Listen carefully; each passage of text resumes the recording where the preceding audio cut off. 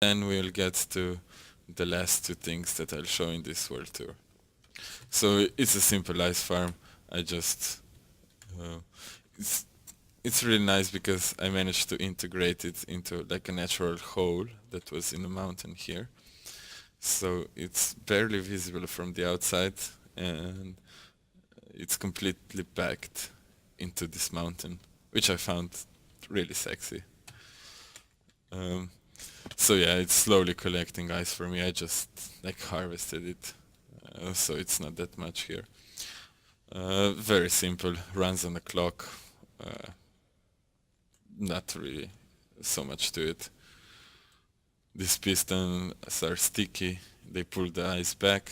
The ice gets made there, and then the normal pistons push it down, and then these normal pistons push it away, and it accumulates here. This is exactly 12 blocks long, so it's the piston push limit. So they just, accumulate. Pretty basic design.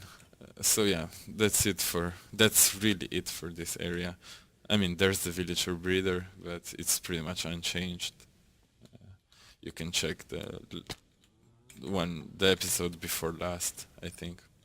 And also these farms here that I constructed very early in the game are still working pretty good, getting me tons of sugarcane and pumpkins, melons.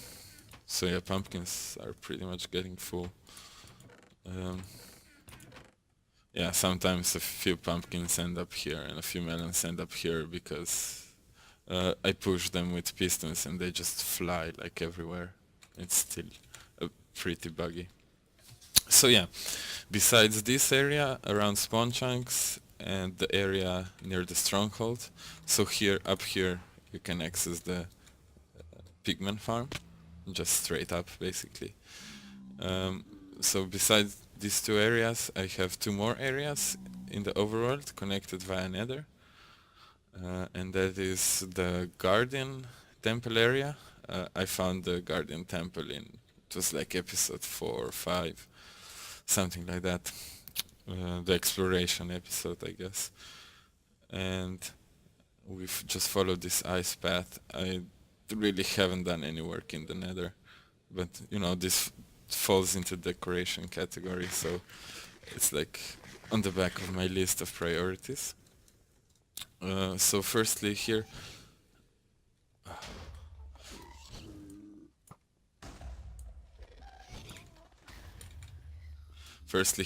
we have the desert area with the Guardian Temple and the Mushroom Island. I started to drain the Guardian Temple somewhat, like it's maybe halfway drained.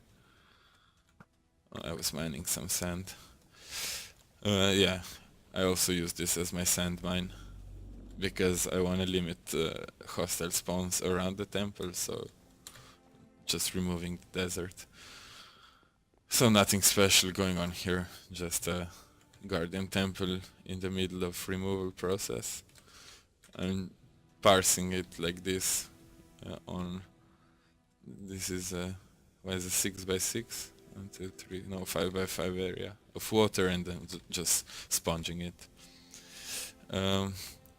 So yeah, I mean, I was also doing this in the summer, like when I was like in the mood for technical. I did the Obsidian farm work, and when I was in the mood for just like grinding, I was draining this monument.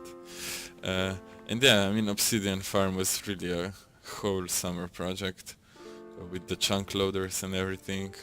It's really hard to imagine how much work it is in single player. In multiplayer, in a moment that you have two people, it's like so much less grindy because you have like you talk and you have fun, and it gets done, like it seems to be done really faster. But in single player, like just making those 5x5 chunk loader grids into areas was really time consuming, and then getting everything to work and constructing the obsidian farm and dealing with the wither and I don't know, it was pretty hardcore, but I mean, it's worth it. I have pretty much infinite obsidian. Uh, I mean, obsidian is used for many things, but not for many things in bulk, really. So I think I'm good on my obsidian supply for a long time. So now we are taking this ice tunnel that goes past the slabbed area of the nether fortress that I have. This nether fortress is spawning a crazy amount of mobs, even though like there's still a lot of slabbing to do. And we just go past that. I discovered this area pretty randomly. Mm, I checked amidst for a witch farm, for a witch hut, and then just went through the nether because I didn't want to load too much of the world. And I found a nice witch hut that was like precisely in a cardinal direction, so I can just keep my lines path straight, which is also nice. And it's here. So this is my witch farm. It's the redstone spires design. Mm, Nothing really special to it. It's a nice area because there's water, tons of water, and where there's no water I just lit up everything, as you can see.